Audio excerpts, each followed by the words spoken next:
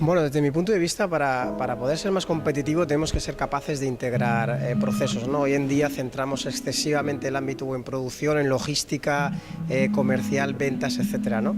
Pero ser capaces, o el éxito está en ser capaz de integrar en un buen cóctel todos estos distintos departamentos, procesos y operativas, y más allá, ¿no? Ahora, cuando ya hablamos de 4.0 o Inbound 4.0, tenemos que ser capaces de integrar al cliente y los proveedores en esta cadena de valor. Para mí, la cuarta revolución industrial, la clave está en ser capaz de integrar las tecnologías.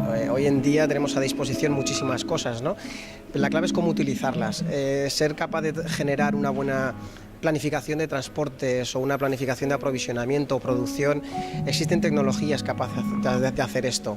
Hoy en día, además, tenemos la tecnología de integrar todas esas tecnologías, ¿no? La idea sería ver cómo las llevamos a la práctica y cómo encontramos valor a esta tecnología, no el mero hecho de utilizarla.